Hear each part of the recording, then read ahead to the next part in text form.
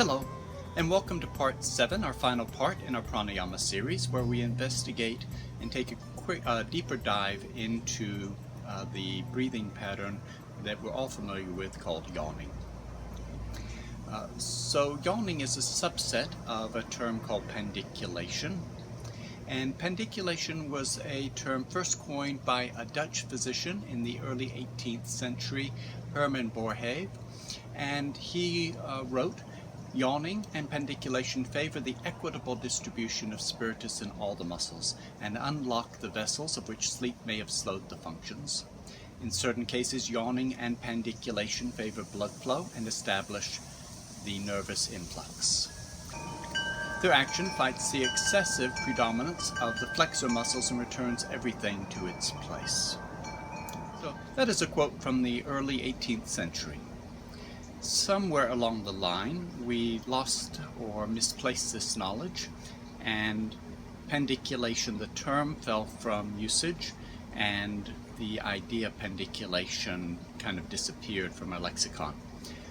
And it's only been very recently that we've begun the process of investigating and bringing this back up to its rightful place in public culture. So let's take a closer look at pandiculation.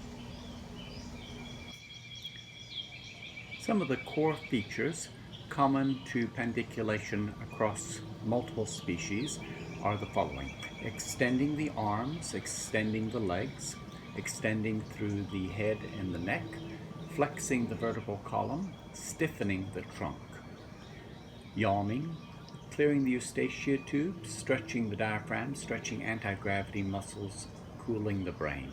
And then unique to primates, by all appearances, tearing of the eyes and increased salivation. The yawning is a subset of pandiculation. It is a type of pandiculation that focuses primarily on the face and the throat and the breath.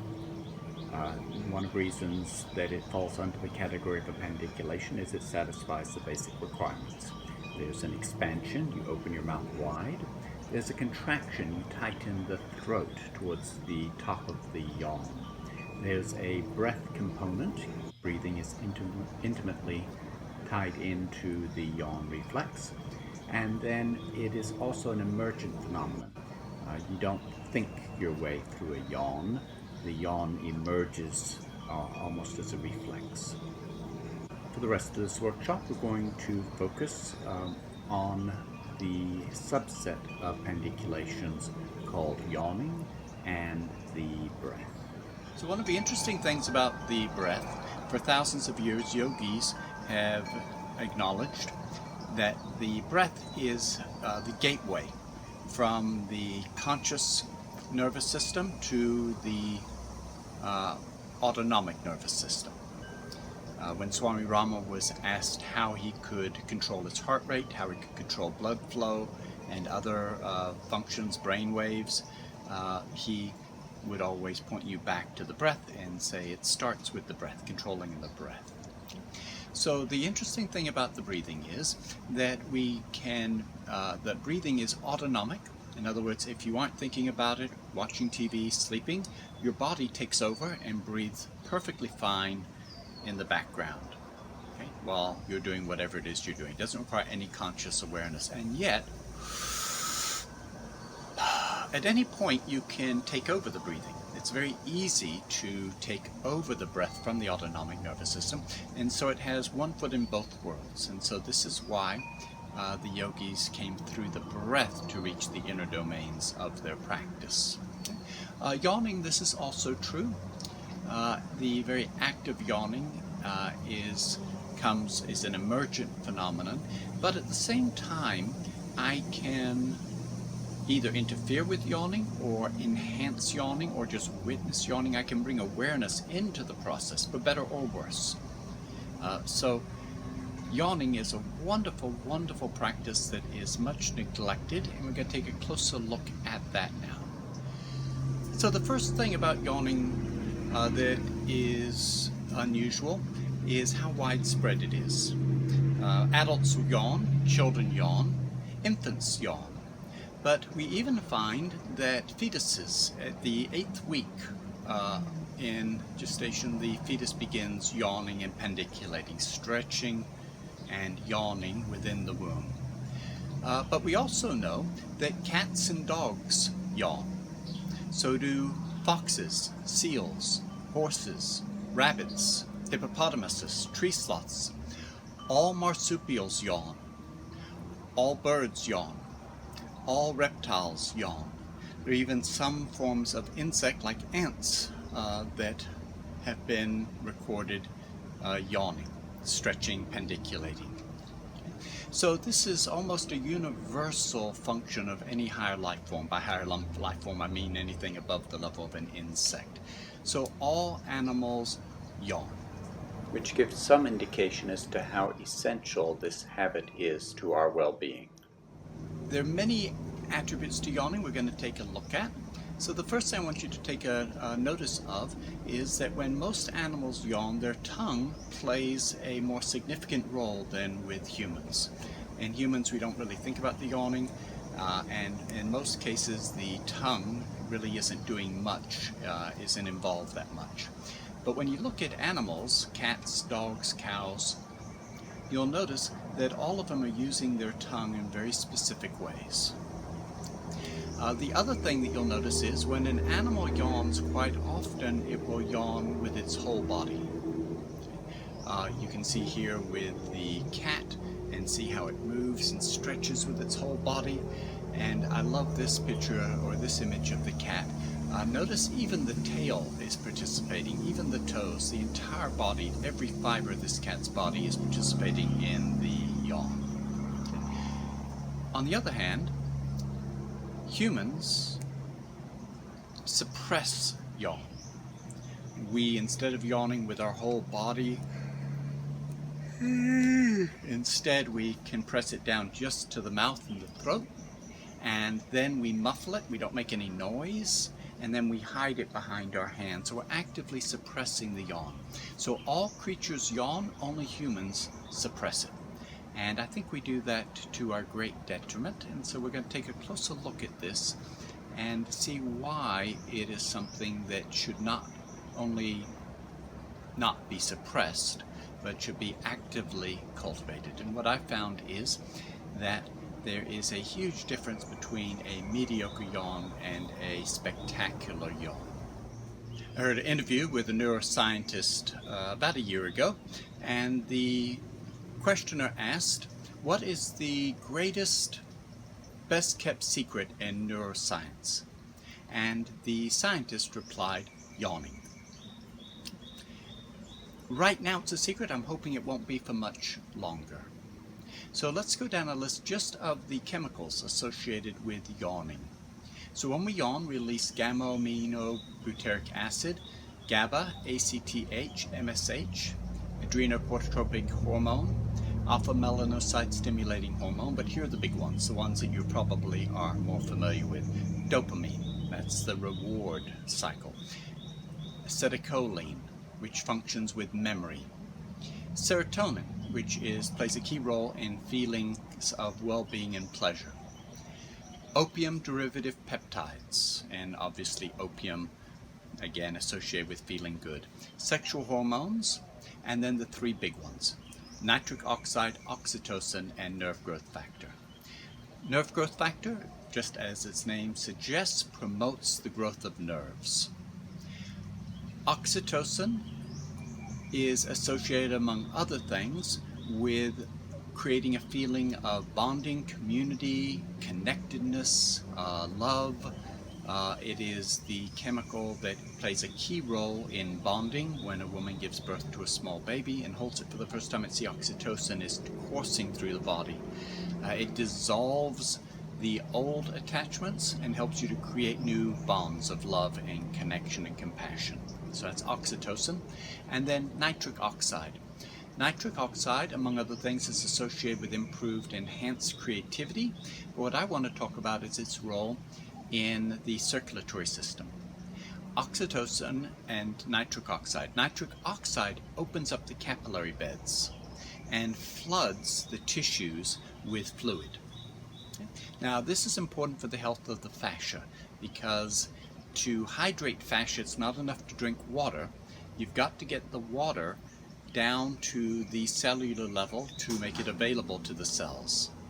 So when we stretch and yawn, not only are we stretching the body, but by yawning we're releasing nitric oxide. The nitric oxide opens up the capillary beds, the fluid flows out into the tissues carrying oxygen and water, and that water is then available to the fascia, to the muscles, to help hydrate the fascia. In a future workshop we're going to take a closer look at fascia, and you'll see why that is critical to the aging process, keeping fascia hydrated. Okay? When fascia becomes dehydrated, we're more prone to injuries, to restricted movements. It's like being in shrink wrap. Your whole body tightens up around you and you can't move. You lose range of motion, among other things, and are more prone to injury. Okay? So those are just some of the chemicals that we found to date that are associated with something so simple as yawning. Now if you step across the hall from neuroscience to psychology and ask them about the effects of yawning, clinically observed effects of yawning, here are some of the things that you'll find yawning promotes. Memory recall, voluntary control, improved introspection, improved sense of timing, enhanced pleasure, lowers stress, temperature regulation, increased salivation, increased tearing of the eyes, deactivation of the neurodefault mode network. That's the network of neurons in your brain that is dominant when you're daydreaming. It's also associated with depression, anxiety, and some other schizophrenia. That network is downgraded, and an activation of the neural attention network, and that is the network that allows you to choose what to give your attention to focus, to engage. So it allows you to disengage and re-engage in a way that is directly chosen by your consciousness. You choose what to pay attention to. So I hope that has intrigued you. We're going to take a deep dive now into the mechanics of yawning and how you can trigger yawns, and then more importantly how you can improve the quality of your yawns. All of the information that I just shared with you from the scientific community is based on just an average yawn. These are studies where they have people yawn, but these aren't people that have been taught how to yawn. It's just their old natural yawning patterns. What I found is that there is a huge difference between a mediocre yawn and a really spectacular yawn. And so what I want to share with you is how we can maximize those benefits.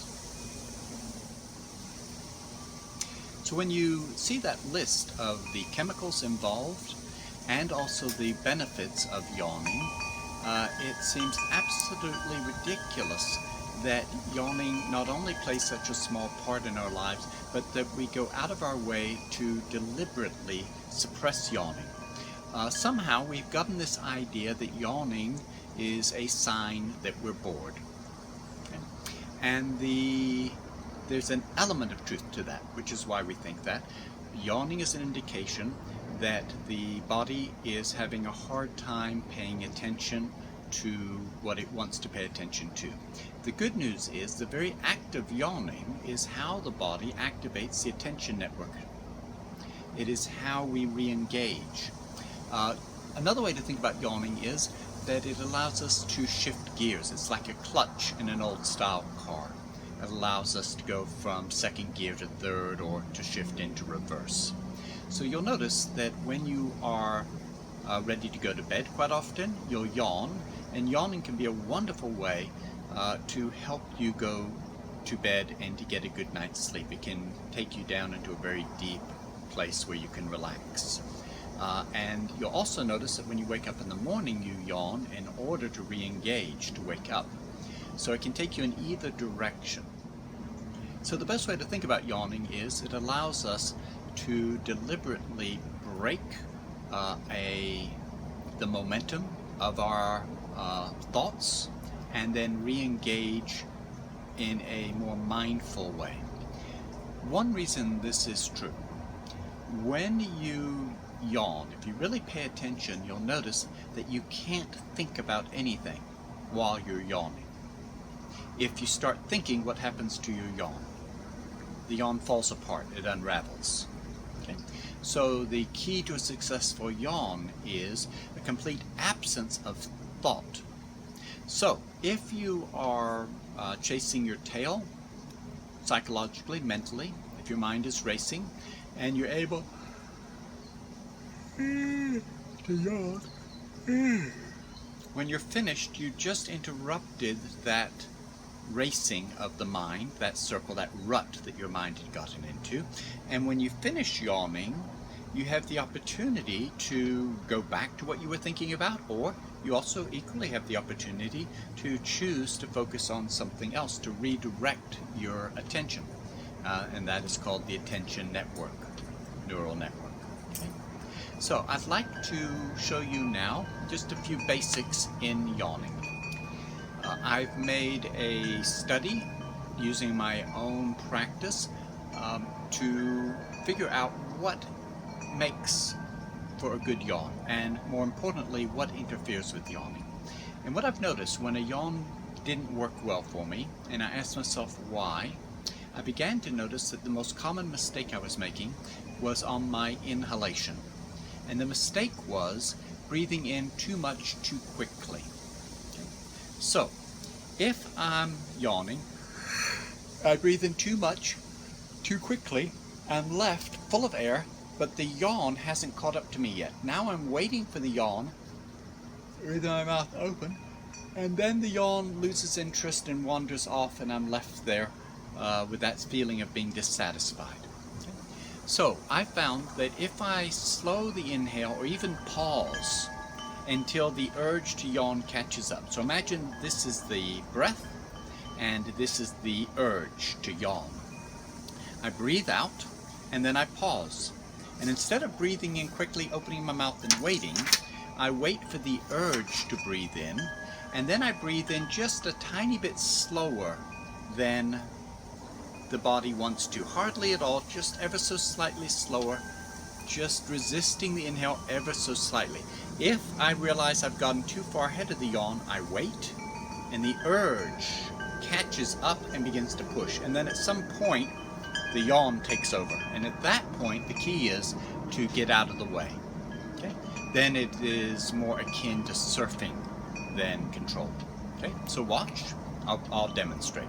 I breathe out. I pause.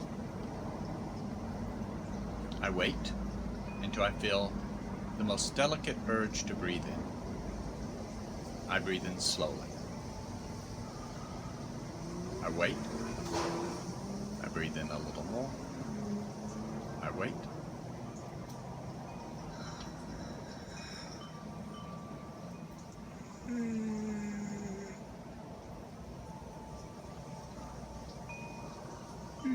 And just that alone quite often is enough to trigger a yawn for me. So that's step one. Don't rush the inhale and don't get too far ahead. Don't race out too far in front of the yawn. Hold back on the breath a little bit until you trigger the yawn. Okay. Now the second thing, probably the most powerful trick to pulling the trigger on a yawn, and that is tightening the throat. So watch, I'm going to open my mouth. I'm going to pull the bottom lip down. I'm going to take the corners down. And as I do that, you'll notice this area here tightens a little bit. Try that. Open your mouth, pull the bottom lip down, pull the sides down. Now don't pull them down vigorously, just enough to create a delicate sensation in your throat. Okay. That's how you pull the trigger on a good yawn. So we put that together with the breath. You breathe in slowly, pausing if you need to, and then when you're about 3/4 of the way to the top of the inhale, maybe a little further, you open the mouth, and then when you're ready to trigger the yawn, you tighten the throat.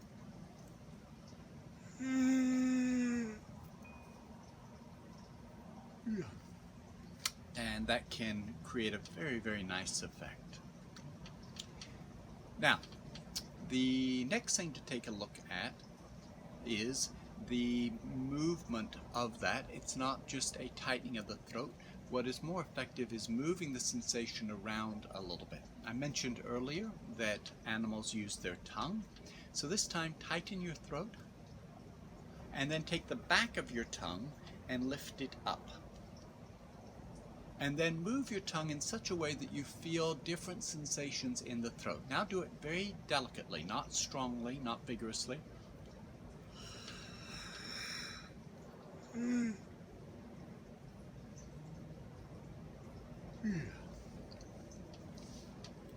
So, yawning is a wave, and if you stop the wave, it falls apart.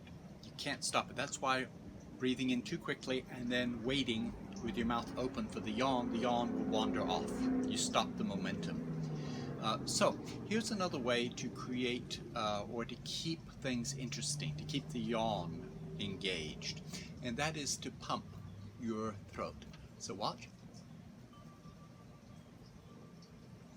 And what I'm doing there is I'm moving the sensation around a little bit. I'm creating a little variety. And if I do that and lift the tongue ever so slightly, now I put that together with the breath.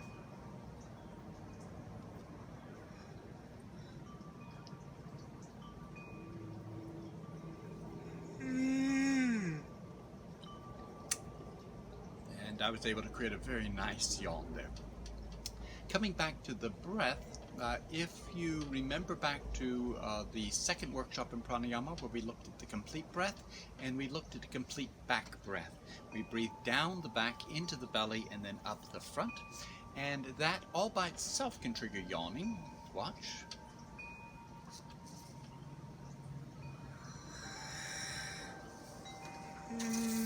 But if I put that together with tightening the throat and not racing the breath, keeping the breath a little slower, I start to once again take my yawning to the whole new level.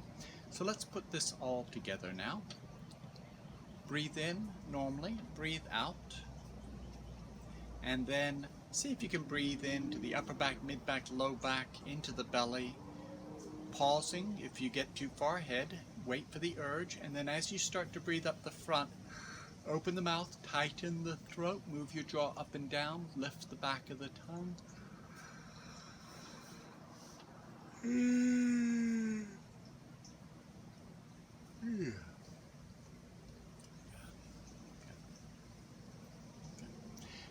Now, at first, remember earlier I said thinking interferes with the yawn?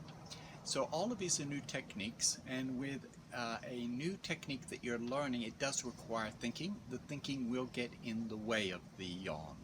So don't be surprised if thinking about how you're breathing in, thinking about tightening the throat, thinking about moving the jaw, lifting the back of the tongue, don't be surprised if initially this actually interferes.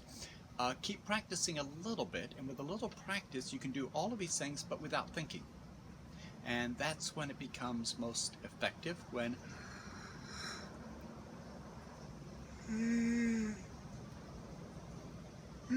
you're able just to use those techniques to surf the urge to yawn.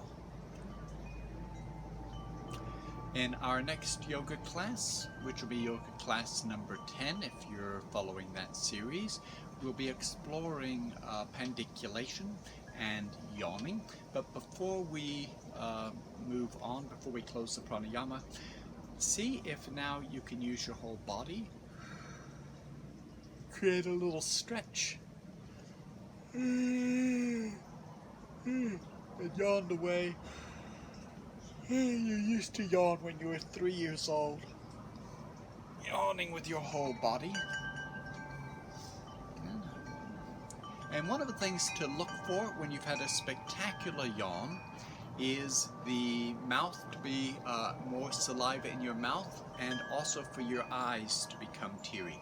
If you start to actually cry from a good yawn, that's a wonderful sign. It probably means that the nitric oxide is being released in a much higher dosage, and that nitric oxide has opened up the capillary beds, flooding your tissues with fluid.